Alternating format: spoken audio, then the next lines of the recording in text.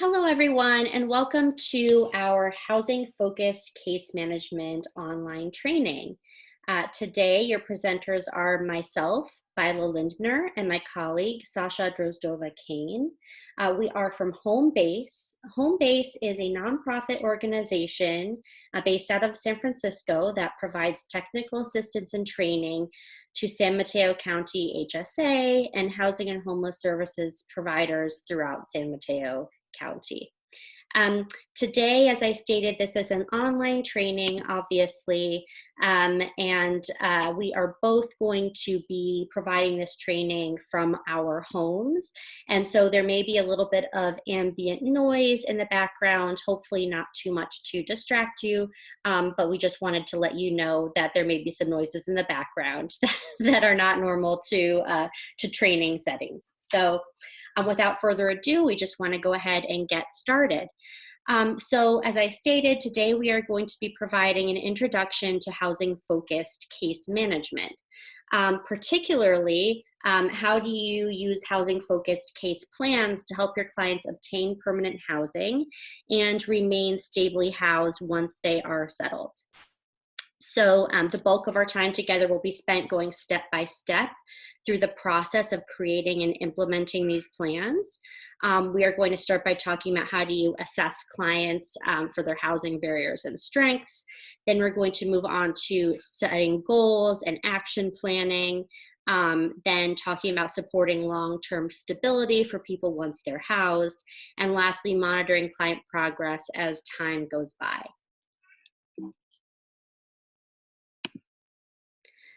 So starting with orienting you towards the principles of housing-focused case management, these should really look familiar to you because housing-focused case management is essentially what you do when you put housing-first models into practice. The principles underlying housing-focused case management are that all clients are housing ready. So that means that regardless of their income level, sobriety, mental health status, or any other circumstances they are facing, they are ready to be moved into permanent housing. Another principle is that the support that you offer is going to be client-centered, meaning that your client's choices and preferences are going to be driving the housing search process, and that your work with your client is going to recognize and build upon your client's strengths.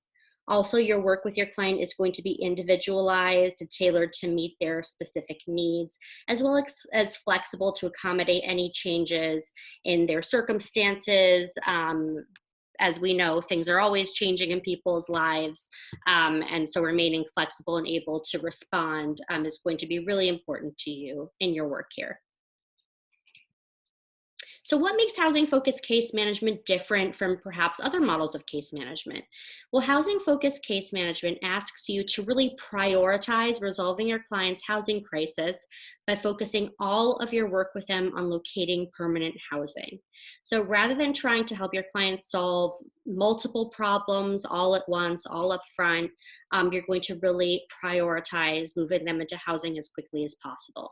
Now, we know that this is really difficult, right? Being a case manager is very difficult work. People come to you with many different types of concerns and requests for help, and many of those are tied to people's searches for housing and sort of the underlying reasons why they may have found themselves in a housing crisis. And you may want to help them solve as many problems as possible, right? Because you care about your clients.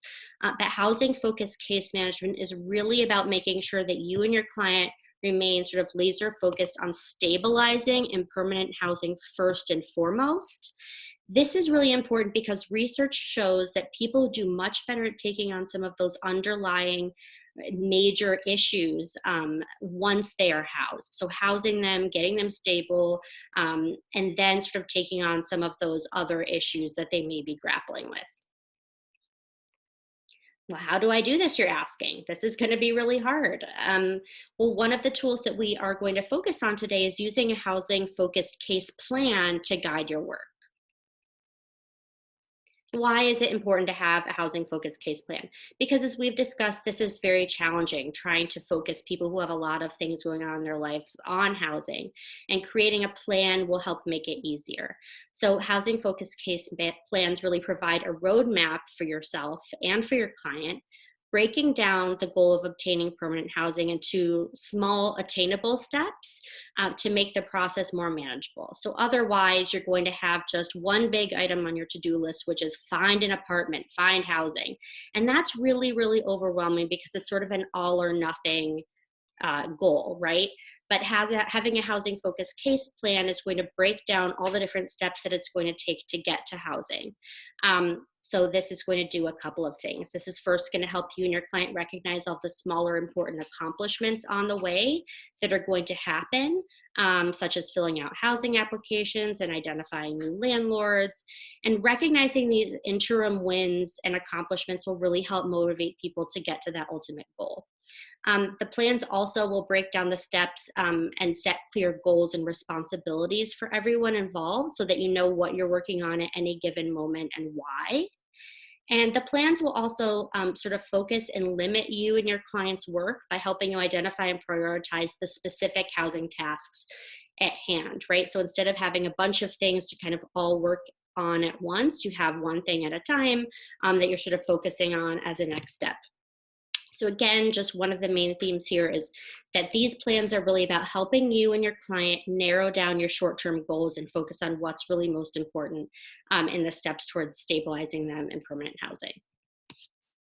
So when are you going to create these plans? You're going to create these plans as quickly as possible after you first encounter your client. And you're going to create them for any client who's in any form of housing that's not permanent. So shelter, transitional housing, people currently unhoused, living in places not meant for human habitation. You're going to want to start your assessment of their housing barriers and strengths within days of meeting them. And you're going to want to start moving forward with your action steps pretty much right away after that.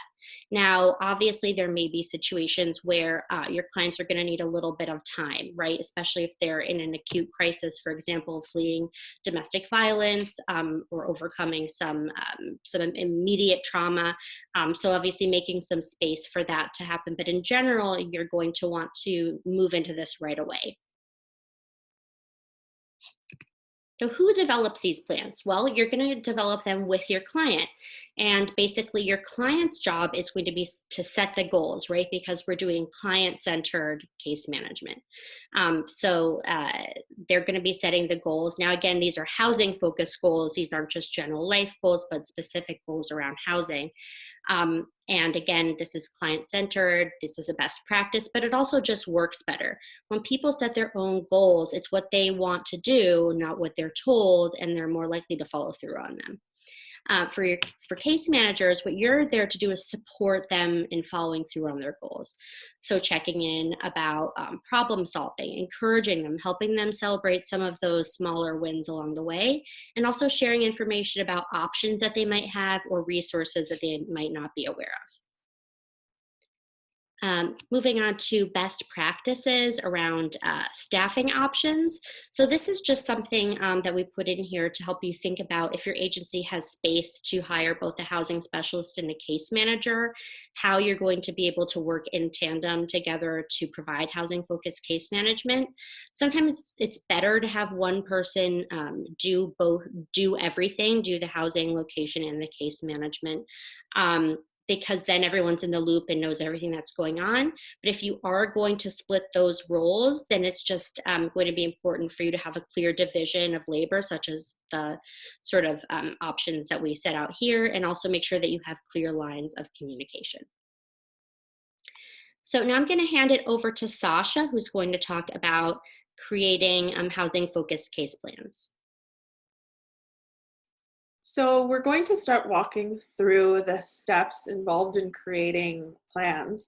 And first we'll go over the step of assessing a client's preferences and also their barriers to housing and the strengths, most importantly, that can be built on in order to support them in obtaining and maintaining permanent housing.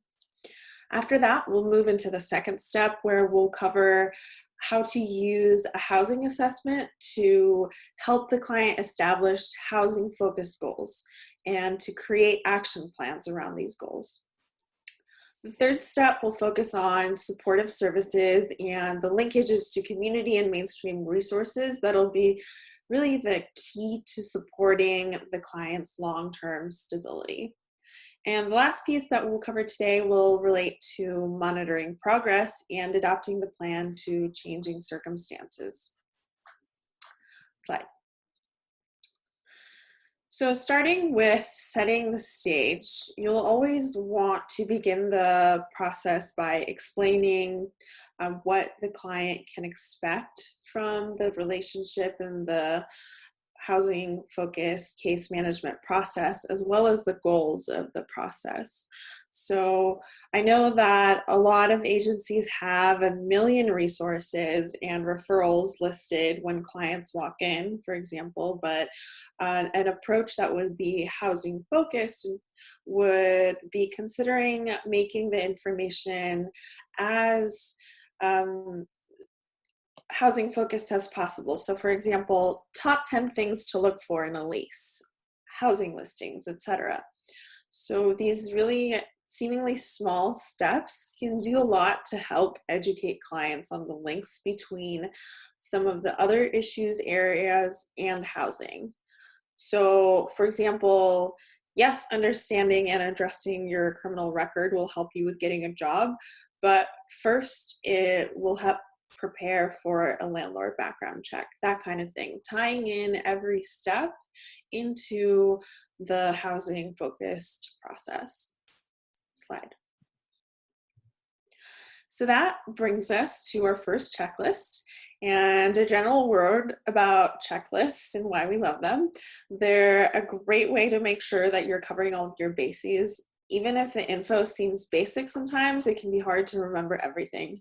So even if the info sometimes seems pretty obvious, they can help with uniformity and consistency in approach. So they can be really useful for a client's reference when you're helping them talk through the process and setting some expectations.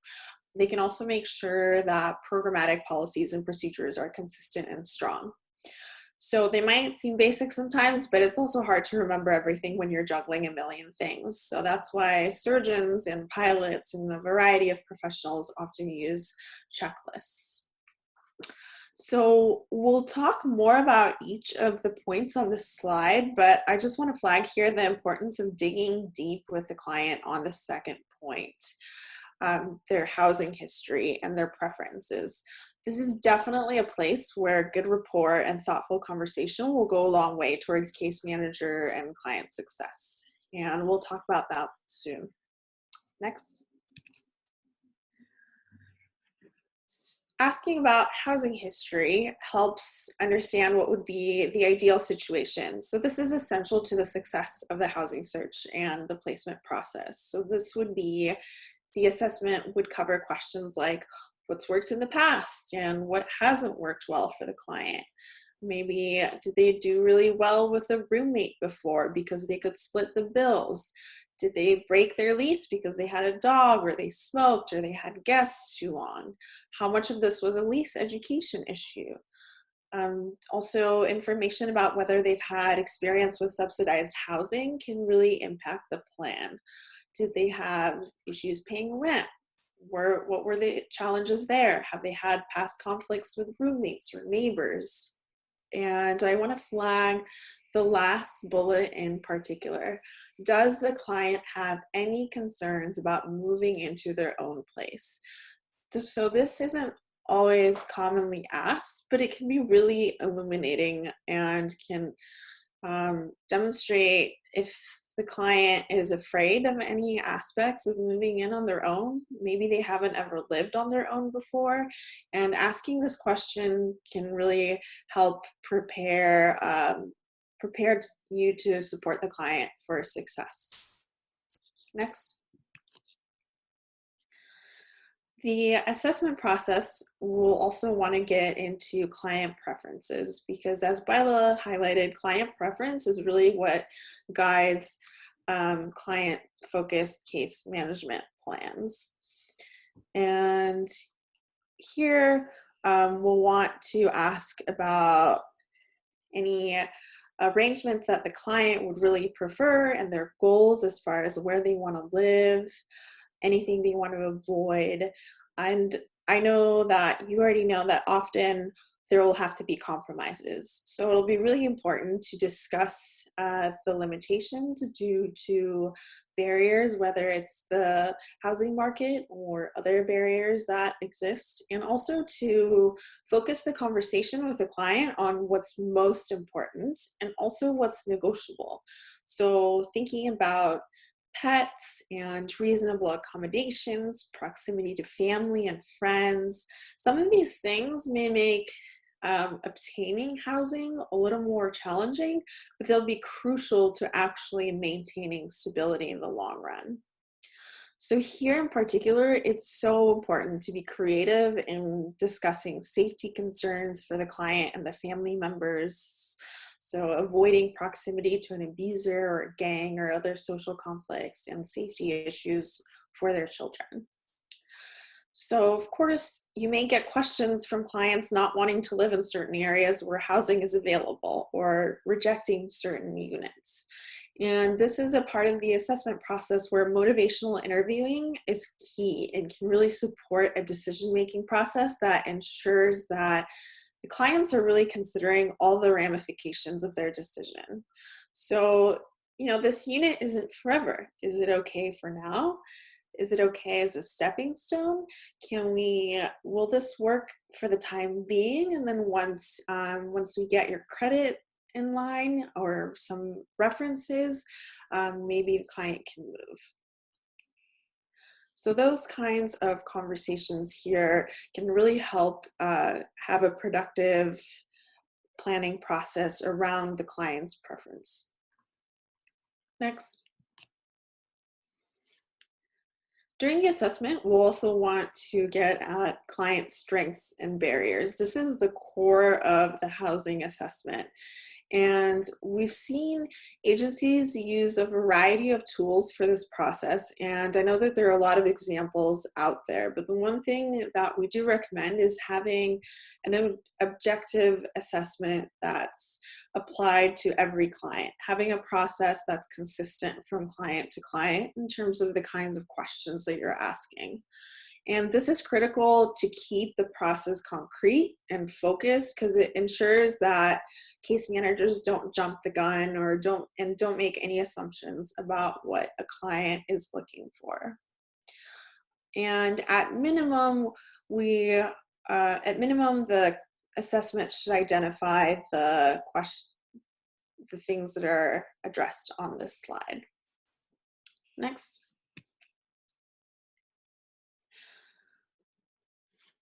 So we know that there are lots of potential barriers that your clients experience in terms of access to housing. And when talking about this, it's really important to reassure clients about why you're asking for this information and how it will be used, and why more information will help, so that you can help them prepare to address any barriers. And that it can be more helpful for them to just tell you they don't want to answer a question than to give an evasive or an incomplete response. So especially around criminal histories and unresolved legal issues, it's important to know about these things, and good to know ahead of time in order to prepare for the background checks and to prepare the client for success. So for example, there are a few ways that you could help clients overcome criminal background. So for example, a few strategies that we've heard of working is talking with the landlord in person to explain the situation, ideally with some proper documentation. And so here, the chances of getting the landlord to rent might be higher if they can see that the client's not the person that the record says they are. And you know that landlord's biggest fears are that the client will get put in jail and not be able to pay rent, or they'll destroy the property, or they'll conduct illegal activities on the property, or bother other tenants with excessive noise, or bring criminal acquaintances. So for example, you could reassure them that COC programs can pay full rent if a client is institutionalized for 90 days, and cover vacancy for an additional 30 days after the end of the month when those 90 days are up. And in that time, your program would be able to identify another tenant. Or you could offer a bigger security deposit, up to 2 times the rent with COC funds. Or you might want to get as many character references as possible. So there are ways to overcome strategies that I know are in your toolbox to overcome a lot of these barriers to housing. And it's really important to be able to know about the barriers in advance so that you can prepare the client for success. Slide. Another key outcome of the assessment process is utilizing all the information gathered to identify the client's strengths and those that could help them obtain or maintain housing. So this would be like positive references, like I just mentioned. It can be really helpful in overcoming a lack of or poor rental history. So references from landlords or even other community members. And other strengths could look like other support networks that the client can tap into, or experience as a tenant, or a good understanding of tenant responsibilities through classes. So if you can say, okay, yes, my client has had issues following a lease before, but these are the steps that they're taking right now to make sure that they're well prepared to be a tenant. And finally, also clients' resourcefulness. So their ability to build rapport with neighbors or with a landlord, their problem solving or ability to navigate systems, and ultimately their motivation to work on a plan and get into housing. These are all some examples of client strengths that can help build towards stability. So that brings us through the end of step 1. So I'm going to pass it back over. Oh, I'm sorry. No, I'm not. That brings us to step 2. And step 2 is the housing focused case plans. So here we're going to be talking about action planning, and action steps are much harder for most people who are facing imminent or current homelessness to initiate. And as you know, your clients are often under stress and focused on survival needs. So in most cases, they also lack the knowledge of the resources that might assist them or the steps necessary to secure them. And that's where your role is so critical in bringing those connections to landlords to the table, and knowing how to obtain public and VA benefits, and having the ability to mediate tenancy issues.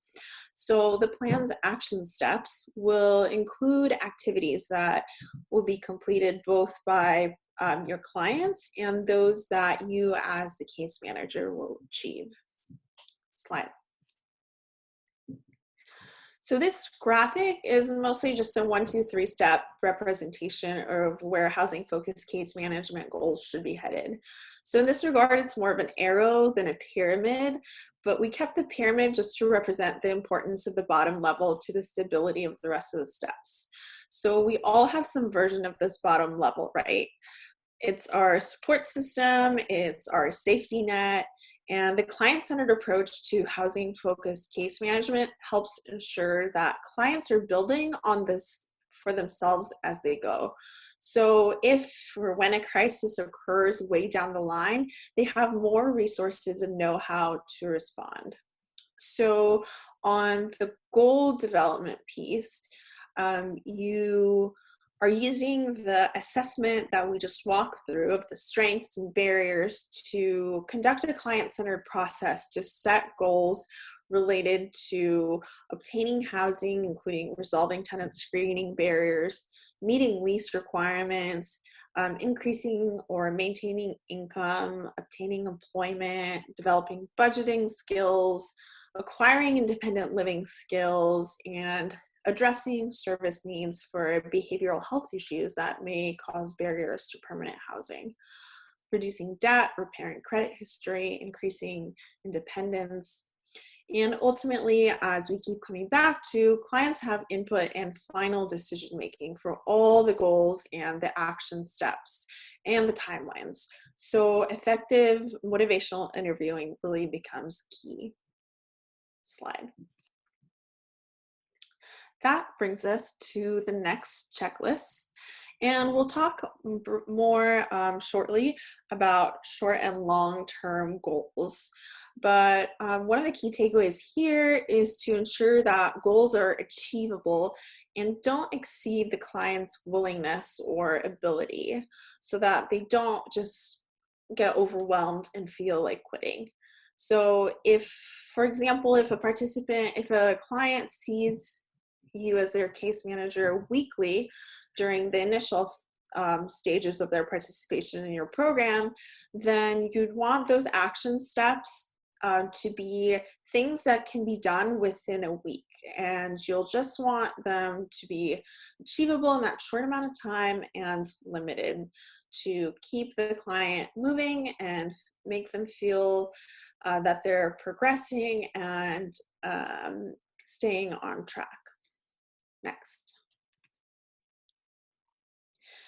And here we've provided an overview of, a breakdown of the types of goals that are often short-term and goals that are more long-term goals that can be achieved and that are more likely to be achieved once someone is actually housed. And I know sometimes the difference between short-term and long-term gets really fuzzy with some of these goals, but the key is really to prioritize the goals that will be key to connecting to housing. So it's almost like asking of every single goal, you'll want to ask if the client doesn't do this right now, can they still get housed? Is this something that needs to be done right now in order for them to get housed or stay housed? So that can help, asking those questions can help identify short-term versus long-term. Slide. And we've come to our next checklist. And here I want to highlight that it's really important to establish the frequency of meetings, and as we've mentioned before, to make action steps that can be accomplished within that time period. And every meeting, you will want to check in on the previously identified goals and action steps and celebrate progress. And you want to be documenting the housing plan progress and next steps at every check-in. And it's really important here to remember that the process isn't always going to be linear, and there might be steps back, but it must always be client-centered. And so the case manager's role here is really to help promote the client's independence, to assist with troubleshooting, to assist with connections to resources, and to, most importantly, support in an empowering way that honors client strengths. So I think someone once said that clients do the hard work and case managers do the hard support. And so that really says the case manager is the broker to connections that the clients needs. And the focus is really on obtaining stable or safe and secure housing first and foremost. And people are much better at addressing underlying issues after they're housed. Slide. So I'll hand it over to Viola. Right. So now we're going to talk about step 3 in the housing focused case planning process, which is supporting long-term housing stability. So basically the steps that you need to take to try to help your client remain stably housed. So, the first thing to be aware of is that the earlier that you can start working on stabilizing your client, even before that they move in, the better. This slide suggests some early ways that you can do so. Again, the main theme here is to plan ahead and not wait until issues arise to try to scramble to problem solve. So, some of the things you can do are, before your client moves in, to try to anticipate the top 2 to 3 challenges that they might face. Um, and to try to come up with a plan to address those challenges should they arise. So, if your client ends up in a crisis situation, if there's a conflict of some sort, figuring out step by step, okay, what are we going to do to address those things? And another thing that we've heard that has been really, really useful to a lot of folks is for their case managers to check in really, really soon after they move in. This can be a very difficult time for people, especially people who've been unhoused for a long time. It's sort of may not be obvious to a lot of people to think that, okay, once you're housed, this is great. This is the time to celebrate. This is the time to really, think positively. Unfortunately, it can be a very difficult time. As Sasha alluded to earlier, some folks have never lived alone before. If they're happening to move into a place where they have their own unit, they may be lonely. They may be used to being in a large group of people a lot of the time. And visiting them and checking in on them really soon after they move in will be really, really key to, again, maintaining that rapport with a client and also sending them the message that you're still there, right? Even though they're housed, you're still there to support them. And also just, making sure they know they can continue to reach out to you if they reach, if some of those challenges arise that you've discussed. Another really key thing to do is to make sure that the landlord has responsive contact at your agency. So when your client moves in, making sure that you've connected with the landlord and you've said, hey, this is someone you can reach out to if you see that there's a problem. This is really important because then that gives you or someone else at your agency the opportunity to intervene before issues get too out of hand. For example, before there is an eviction proceeding brought or something along those lines. Um, it also is really, really helpful for you to go through the lease with your client so that they understand all of their obligations and they have a chance to ask questions and express any concerns that they might have about entering into a lease. This is a checklist for you to hold on to and take a look at as you wish. But it's essentially a list of ways you can support your client with understanding their obligations under a lease.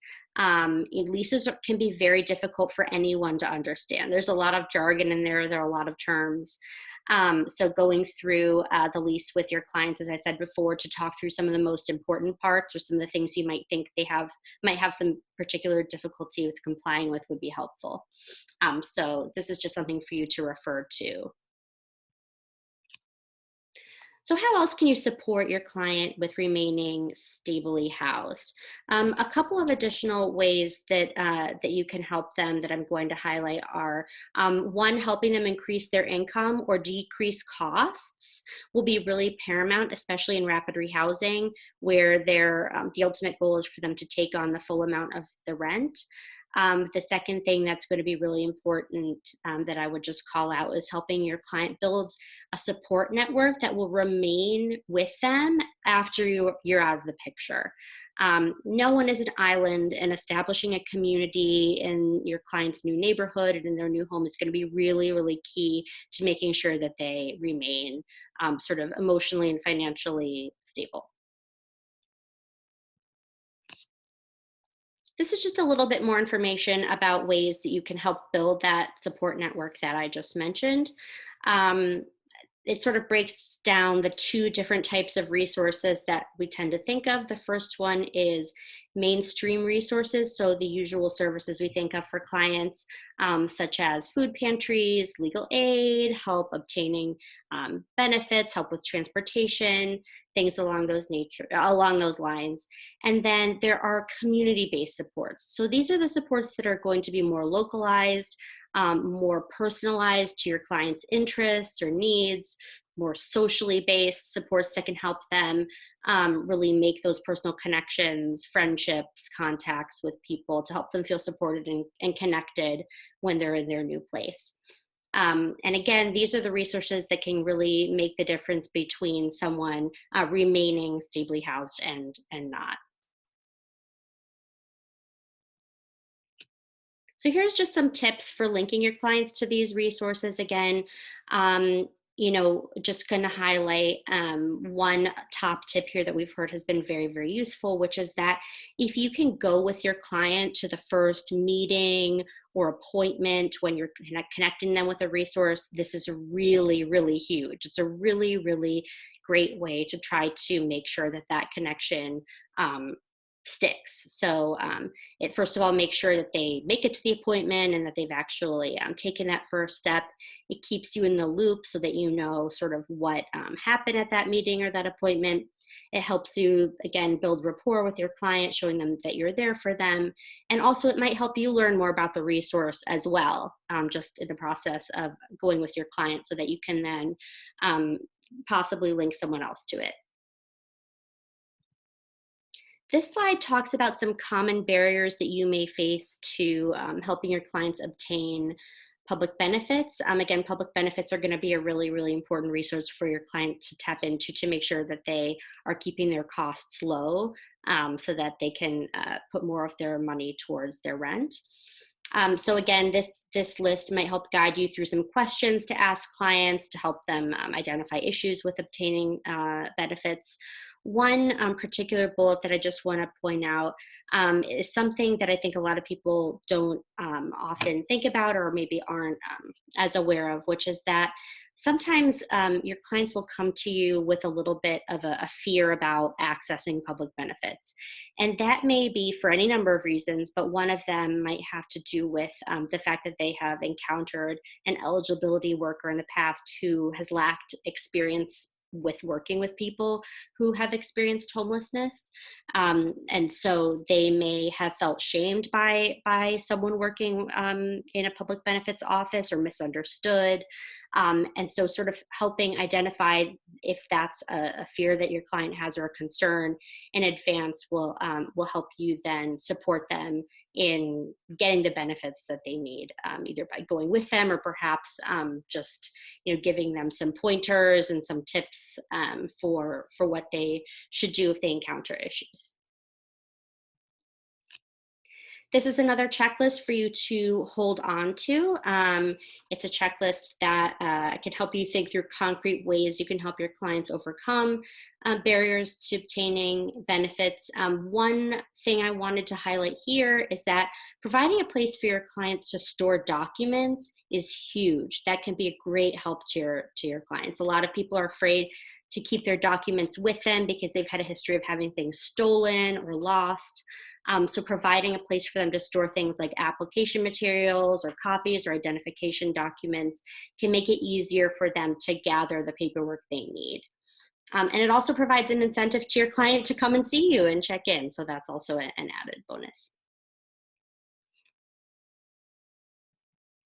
And now I'm going to hand it back to Sasha to finish us up with talking about monitoring progress and follow-up.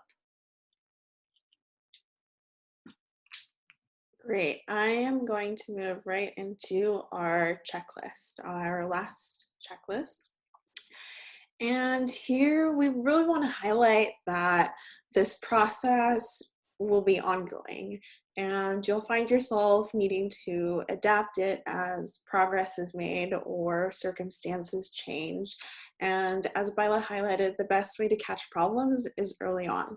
And this can often be done through home visits. So you'll find that doing things to support housing stability, like budgeting for rent or utilities and other life costs, can make more sense in an environment that's tangible, so in the client's apartment. And often what's most effective is having more home visits with clients and prioritizing them based upon the client's assessed needs and their acuities rather than waiting in an office for the client to come to you. And so it's really important to maintain an open line of communication also with landlords after move-in and beyond to help catch issues that might threaten tenancy early on before they snowball, as Viola mentioned. So outside of home visits, it can also be helpful to provide opportunities for clients to check in, to have some drop-in hours where they can come by and see you. Slide. And here we have listed different types of indicators, either to help case managers tell that there might be some issues that are causing instability, or stability indicators to celebrate with the client. So there's a number of ways that, as you know, you can tell that the client has stabilized, and ways to really keep housing as the focal point, even as the goal shifts. So you'll want to be providing support in moving into housing and adjusting to the new environment. And you want to keep these indicators in mind when you're thinking ahead to troubleshoot issues most likely to occur. And also to be looking for these things in home visits, and to be focused on them when adapting the plan to address some of the risks that the particular client may face, and making a plan to deal with crises that could threaten tenancy or result in homelessness. So the first engagement should really be driven by voluntary interest, and evidence says this helps long-term positive relationships. So when checking in with a client, it's key to look for and acknowledge signs of housing stability to build that rapport so that they feel comfortable talking about things that might threaten their stability. On the flip side, probing for those signs of instability is critical to identifying additional supports that the client might need.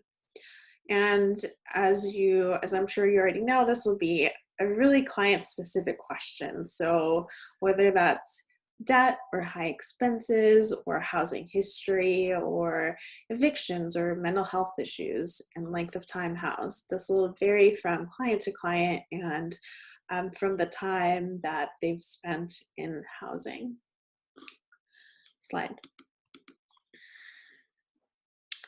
So all that being said, you'll want to reassess and revise often, and that's just part of the process. So the focus will shift from obtaining to maintaining housing, and the referrals and supports to support that long-term housing stability, and all of the resources that Byla reviewed will likely change over time. And we keep coming back to it, but you'll want to make a plan to deal with future crises, and it's crucial to have that in place so that when things come up, you can address it and the client knows how you're going to help them maintain stability. And just as crucial, really important to remember that there will be hiccups, and it's very rare that the process is linear. So if a client has a setback or even loses their housing, the immediate priority again becomes rehousing. And that brings us to the closeout. So I'll take it back to Byla. Thanks a lot, Sasha. So these are just a couple of links to resources that we would recommend that you take a look at to sort of further your education on this topic. One is the National Alliance to End Homelessness's Rapid Rehousing Toolkit, and also King County, Washington has some information about creating housing stability plans as well. So if you have any questions, we would welcome you to email us anytime at sanmateo@homebaseccc.org.